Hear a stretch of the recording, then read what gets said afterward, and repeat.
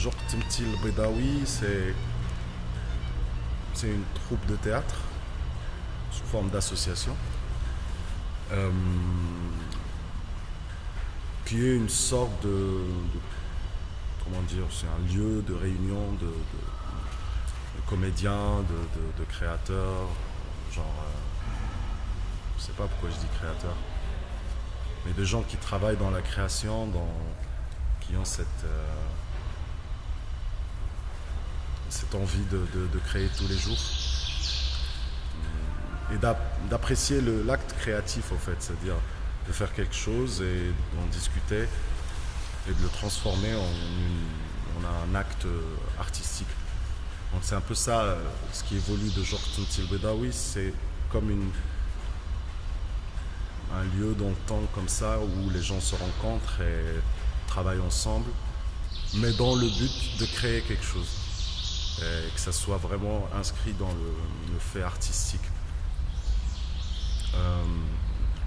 Après aussi, c'est un lieu de recherche. C'est fou, ouais. C'est une association, mais c'est un lieu. Moi, je le vois comme ça. C'est comme une possibilité dans le temps. C'est-à-dire, ce qu'on se fait dans le quotidien. Je dirais pas marocain parce que c'est partout. On se fait dominer par le fait médiatique ou là, le fait politique, mais pas par le fait artistique. Concrètement, ce qu'on fait à JA, à Jok Temtil Bedawi, c'est d'abord de la recherche, beaucoup de recherche, de quêtes de textes oubliés qu'on traduit.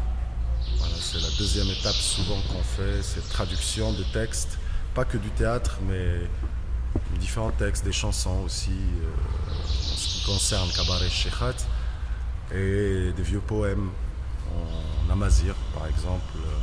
On cherche à transcrire en amazigh, on a des amazigrophones dans la troupe, et on travaille, on fait des traductions collectives de poèmes, de chansons, de discours, par exemple, aussi, on en a quelques-uns. Après, on travaille sur des textes de théâtre qui n'ont jamais été traduits en darija. Genre là, on travaille sur Antigone, sur des textes de Celestini, qui est un auteur italien.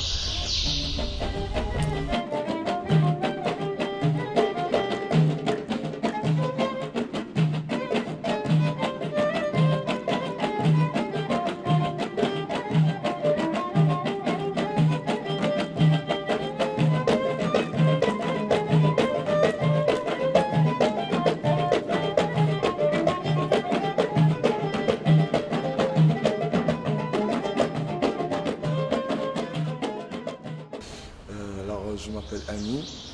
J'ai deux prénoms.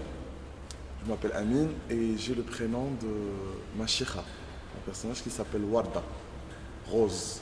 J'ai commencé de faire du théâtre depuis maintenant 6 ans, 5 ans, officiellement.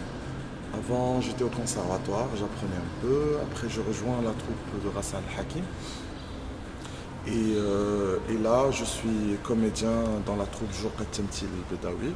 La darija est considéré par beaucoup de gens, surtout les politiques, comme un moyen d'ouverture en fait. Parce que c'est la langue des gens, c'est le parler des gens. Si on ne parle pas aux gens avec leur langue, ils ne peuvent pas comprendre. Du coup, l'arabe classique pour moi c'est une belle langue, mais les gens ils ne connaissent pas l'arabe classique. Ma grand-mère elle ne connaît pas l'arabe classique. Elle n'était pas à l'école. Elle ne peut pas savoir qu'est-ce que l'arabe classique. Du coup, sa langue, c'est la darija. C'est le parler marocain. Elle parle marocain. Et si je joue une pièce de théâtre en arabe classique, elle ne va rien comprendre. Ça c'est sûr et certain. Mais au moins, si c'est en darija, elle va comprendre. Et si elle ne comprendra pas, ben, elle comprendra une fois. Une deuxième fois, une troisième fois. Mais la darija, c'est une langue vivante. Parce qu'elle s'améliore, elle se développe, elle ne peut pas être morte. C'est une langue très vivante. C'est le parler du quotidien, c'est tous les jours. C'est ça la darija, c'est l'histoire du Maroc aussi. L'histoire du Maroc réside dans la darija aussi, plus que l'arabe classique. Parce que l'arabe classique, c'est une langue, je peux dire, si vous me permettez, une langue académique. C'est une langue d'enseignement, c'est tout. Mais dans la darija, il y a le poids du vécu. Ce qui est important pour nous, c'est le vécu des gens. Ça ne nous intéresse pas de dire des mots très sophistiqués pour plaire aux gens. C'est pas ça l'objectif.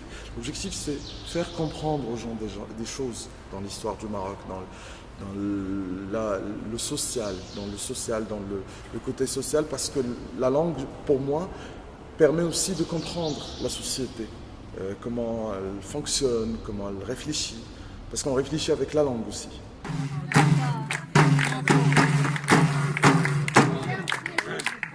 وحشتي فكريني لابوك ولاموني وما يدوم حلا يا سيدي وحشتي بساقيكم بالكاس. Cabaret Shekhat, c'est ce masque-là qui nous permet de passer ces messages sur l'identité, sur le darija, sur le texte, surtout sur l'écoute, sur ce qu'on était et ce qu'on sait ce qu'on était, parce qu'il y a une amnésie, il y a une espèce d'oubli collectif qui touche tout le monde par rapport à cette histoire. Et Cabaret Shekhat, c'est un spectacle qui personnellement me permet de me pencher sur différentes étapes du soi-disant bled du Maroc.